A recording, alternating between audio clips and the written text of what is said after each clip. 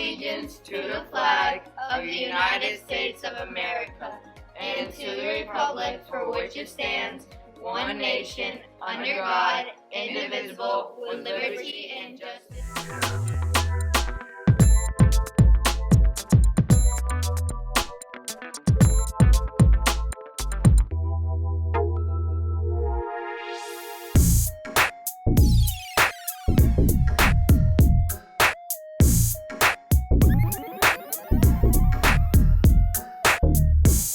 This seat is not for feet. Take off. Look, the chair bed is for seating.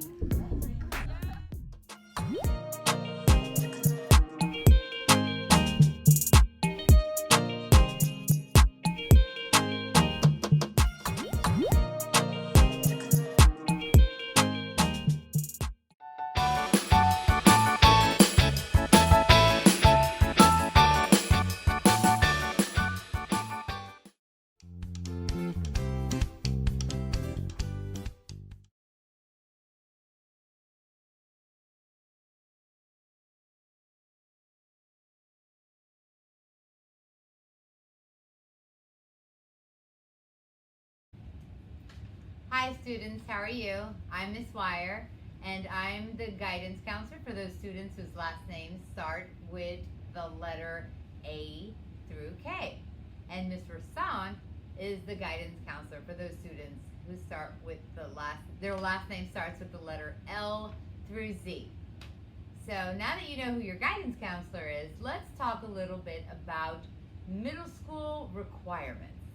I will be speaking to you about middle school, and Ms. Rassant will be speaking to you about high school.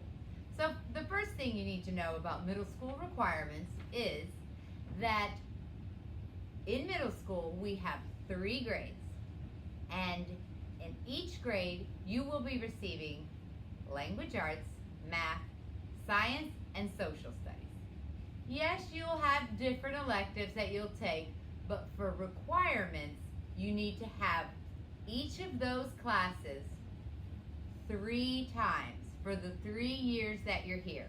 So that means you need 3 language arts classes, 3 math, 3 science, 3 social studies classes that you need to pass before you can move to high school. Is that all you need? Nah. You still need one more thing, and that is the civics EOC. Okay? So, how do you know you passed the class? Well, that's a good question. The answer to that is you need to have at least 3 points for each one of those 4 cores in order to be promoted. Okay, so this is how the points work. Let's take a look at this right over here. We can zoom into the board. A equals 4 points. B equals 3. C equals 2. D equals 1. And F's will always equal 0. You have to have 3 points in a year to pass the class. So for example, let's move to this side. If in language arts for first quarter, let's say you got an A. How much did we say A's were worth? 4 points. So, you put a 4 next to the A. C, R equals how many points? 2. So you would put a 2. So right now we're going into progress report for second quarter.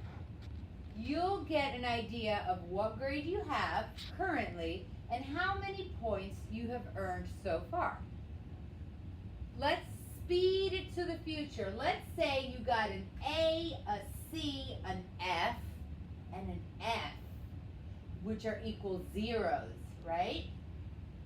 Let's add up and see. You need 3 points to finish the year, to finish that course and pass it. So 4 plus 2 equals 6. Did you pass the class? No. The reason you didn't pass the class is because you need 1 point, at least 1 point, during the second semester. That means quarter 3 or quarter 4. So let's do a different example. Let's say you did this.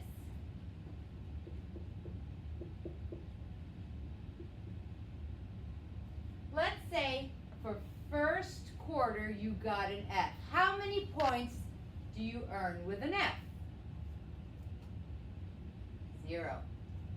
Second quarter, let's say you got an F again. 0. Third quarter, you said, I really got to do better than getting F's. So you made a D, and D's are worth 1 point. C is worth how many points? 2 points. How many points do you have? 1 plus 2 equals 3.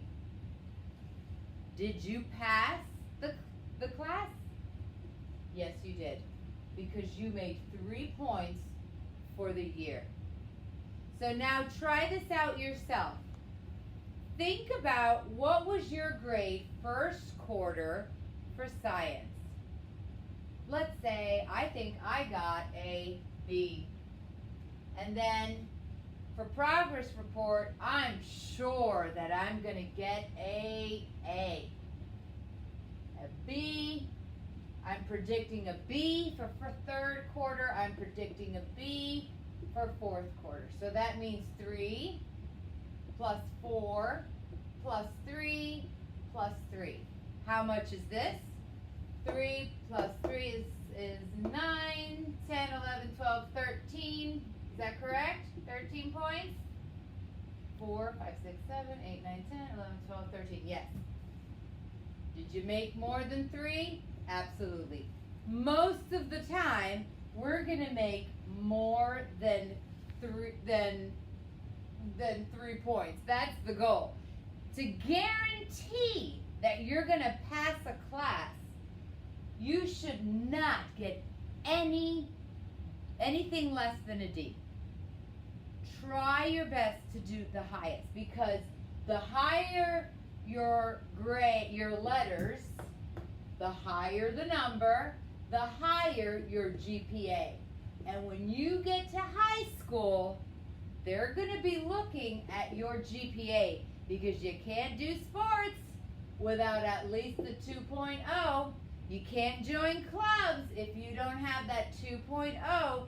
So it is very important that you get the best grades that you possibly can. We're going to meet with you individually during this week. So we're going to see how you are progressing in middle school. And we're going to compare how that looks like in high school. So now I'm going to leave you with Miss Rasan, okay? And she'll tell you all about high school. Thank you guys for tuning in. Have a good day. Hi guys, this is Miss Rasan here. I wanted to talk to you a little bit about high school. So the transition from middle school to high school is really exciting, but it can also be a little intimidating. You will feel a lot better though if you know the graduation requirements going in. So I wanted to go over that today. So to graduate from high school in Florida, you need at least 24 credits. So a full year class usually gives you 1 credit. So that means that every year of your 4 years, you need to earn at least 6 credits. So there are certain classes you have to take and pass to earn those 24 credits. You need 4 credits in English, 4 credits in math, and in those 4 credits of math, one of them is Algebra 1 and one of them is Geometry. And then an additional 2 credits to make up 4 total credits. You also need 3 credits of science. One of those has to be biology. You also need 3 credits in social studies. That includes U.S. government, which is a half a credit, economics, which is a half a credit, world history, and U.S. history, and those are both one whole credit classes. You'll also need 1 credit in performing arts, fine arts, or practical arts. 1 credit in health and PE. Some of you have heard that referred to as HOPE. Your school may call the course something different, but it would meet that requirement. It varies by school. You'll also need 8 credits of elective courses and 1 online course. So if you pick a course that's only 1 semester, like say peer counseling, then you just do that 1 semester and you're done with your online requirement. If you pick something like Spanish 1 and it's a 2-semester class, you have to do the whole thing online in order to get your online requirement met. Another thing we need to talk about is your GPA. That's not always super important in middle school unless you play sports, but it becomes very important in high school. So your GPA stands for grade point average. So all your classes and all the grades you get in each class combine together to give you a GPA, and it's on a 4-point scale. You have to get at least a 2.0 to graduate. And that really equates to a C average. So think about it. A's and B's are really great. C's are okay. D's and F's, if you get too many of them, they will pull you down below a 2.0. And like I said, you have to have a 2.0 to get that high school diploma. So, another thing we need to talk about is assessments. You must pass 2 benchmarks to graduate from high school. One of them is the Algebra 1 benchmark. You can meet that benchmark requirement by passing the Algebra 1 EOC at the end of the course, or by passing with a passing score on the PSAT. So don't blow off the PSAT, it's important too. You probably take that in 9th and 10th grade, and then in your junior year, you'll start taking the big time tests, the SAT and the ACT, which can also give you a score to pass the Algebra 1 benchmark. You also need to pass a 10th grade reading benchmark.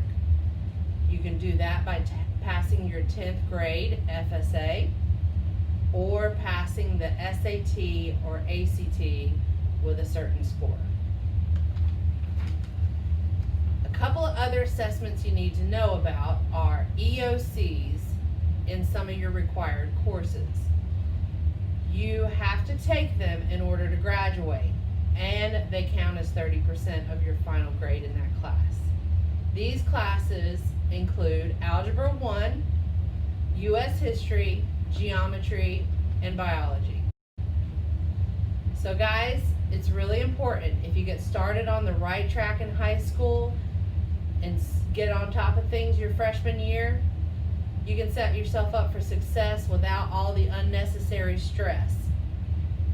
Put yourself out there, join clubs, play sports, get connected with your counselor and your teachers. Not only will that set you up for a great high school experience, but you will open yourself up to so many opportunities after high school.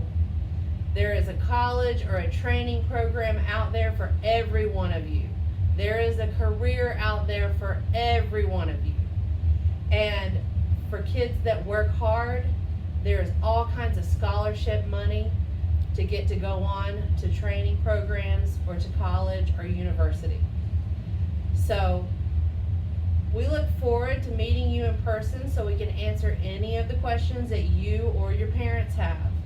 This is an exciting time in your life. We hope you really enjoy it, and we're here to support you along the way.